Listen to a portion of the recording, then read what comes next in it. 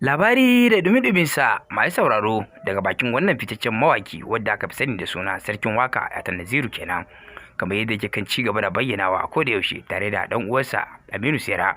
Duk da cewa kowa ya riga sun shine daraktan wannan shirin fim na labari na Aminu Sera kenan.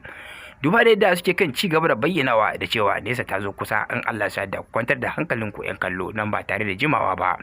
Da ci gaba da suke muku labari na kamar yadda kuka saba ganin ta a ko ta ina, kamar dai a Arewa 24 ko kuma ku neme ta a YouTube channel mai suna Sera Movie.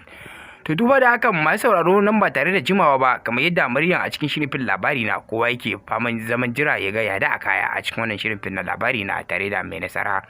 To masu sauraro kamar yadda dai Naziru sarkin waka yake kan ci gaba da wallafawa a social media, a gaskiya yana jin daɗi yadda ake ba ɗan uwarsa haɗin kai a game da wannan shirin fim na labari na, duk da cewa dama mutane da dama sun bayyana da cewa abu a gidanku kuma abu naku, mawakin naku, darakta naku, fin naku. Duba da hakan abun yana matukin burge yan kallo gaba daya, yadda so kalla Naziru sarkin waka tare da yan uwansa gaba daya suka haɗa kai kuma suke gudanar da harkokinsu ba tare da wani gori da wani kuma faɗa a tsakanin su.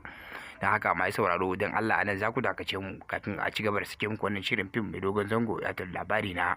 Idan dai wannan shine farkon ziyartar mu a wannan shirin namu mai albarka, don Allah da musu da ku sai ku danna mana subscribe kana da alamar kararrawa kamar haka. Mun gode.